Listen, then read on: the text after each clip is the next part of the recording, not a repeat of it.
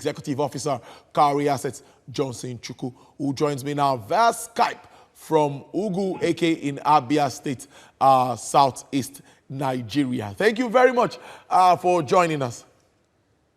My pleasure, Tolu.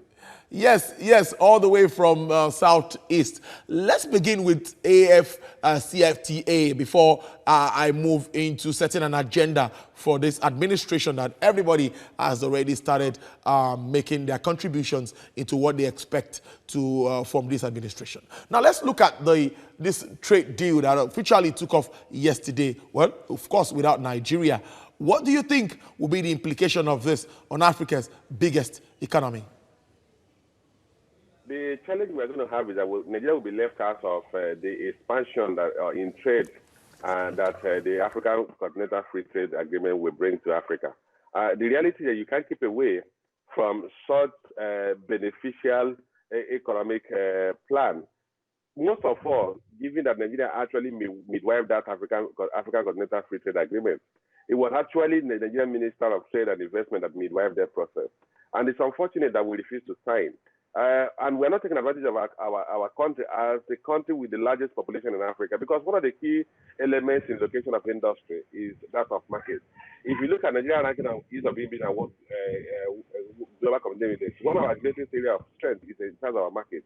So that sort of market will compel industries to set up in Nigeria instead of us running away from joining a trade agreement that will allow for free flow of goods and services and business people across Africa. So for me, if we continue to delay signing that agreement, we will be losing the competitive advantage we have as a large market, where ordinarily anybody who wants to come to Africa should consider as a place of point of first call. Now, moving forward, before we move on, I also, doing this research, I saw that there are some challenges ahead if finally this is fully implemented. Talking about arbitration measures, certifying that origins of goods and tackling corruption and also infrastructure. How do you see all of this playing out, talking about the AFCFTA? Well, discussion on operational modalities will start in July. And I want to believe that those issues that you just mentioned, including the issue of certifying the country of origin, issue of tariff concessions from countries, member countries, will be addressed. But most importantly, we've seen free trade agreement work effectively in Europe. So there's a proof of concept. And if the European Union can actually collapse into a single currency as we have it now, there's nothing as South Africa, which actually found a developed country, continent, from aping what has successfully done in Europe. Those challenges, those concerns will be addressed in designing the operational protocol. And I do not think things are insurmountable. Mr. Chukwu, I'd like you to also look at it this way, Nigeria being a little bit of protecting our territory. We're looking at it in a way that maybe they will take advantage of our market and our population. It seems all countries seems to be trying to protect our interests at this time. So Nigeria, maybe we're not doing anything wrong by not signing the agreement at this time. No, totally, I disagree with you. Let me tell you, Germany was the country that actually championed the integration of the European Union because Germany has the biggest economy in Europe, and they knew that they would be the largest beneficiary of a common European customs environment where goods can move freely, so that goods are produced in Germany and shipped to other countries.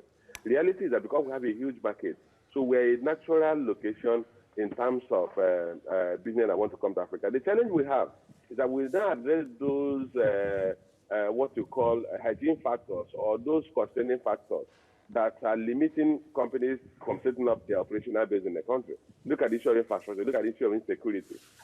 We need to address those two critical elements. Infrastructure, you talk of transport infrastructure, you talk of energy infrastructure, that's power infrastructure.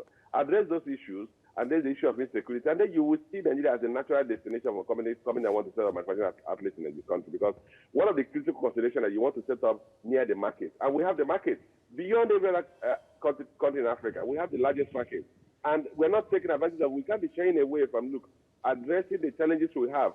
If we continue to live in Akuku and believe we don't want to transform, we don't want to address those challenges we have so that we can become competitive, then we will be left behind. So for me, this should be a clearance call for the country to say, look, why are we running away from being a member of the African Continental Free Trade Agreement? What are those costs? What are our fears? The fears are simple. The manufacturers are saying, look, if we do this, it simply means that goods will come from other African countries. Why would anybody go to a country like Benin Republic that has a population that is less than the population of my village and set up a manufacturing outfit instead of coming to Lagos or coming to Aba or Onitsha, where you have a huge market, and then you produce in Benin Republic and ship to Nigeria and bear the transport cost? It's because you will have more stable power supply, you will have transport infrastructure, you will have minimal civil unrest or what you call the insecurity. So let's address those factors, and they will be the natural destination for those who want to come to Africa.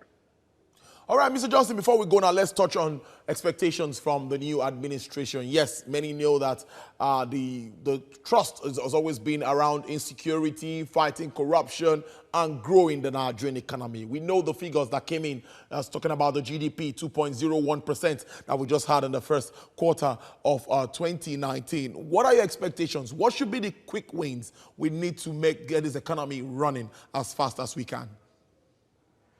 Well, it has to come at the policy level, and I can mention a few of the policy that the government can address. There will be discomfort at the onset. Issue of petroleum product subsidy. We are spending so much on petroleum product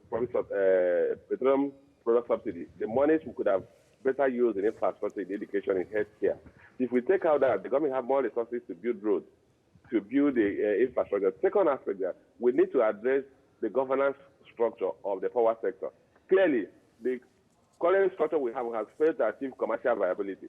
So we need to tweak it to attract fresh capital into that sector so that they will reduce their losses and make the distribution companies more commercially viable. Because currently, the distribution companies are not commercially viable. Then we look at the tariff structure. We need to have a cost-relative tariff structure so as to address the issue of power supply, power generation, power distribution. That's the second factor we need to address. Then the other factors we need to address are the issue of availability and cost of capital.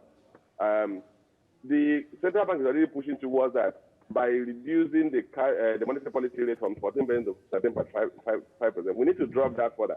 We need to reduce the rate at which government is borrowing from the money market and the capital market in Nigeria so as to create room for private sector to access funds at a lower cost. If we address the issue of cost of fund and availability, if we address the issue of power supply, address the issue of transport infrastructure, and to address the issue of transport infrastructure, we cannot continue to build infrastructure from budgetary allocation. It's not feasible. The government must come up with a framework that will allow private capital to support the building of infrastructure, particularly transport, starting from those that are commercially viable.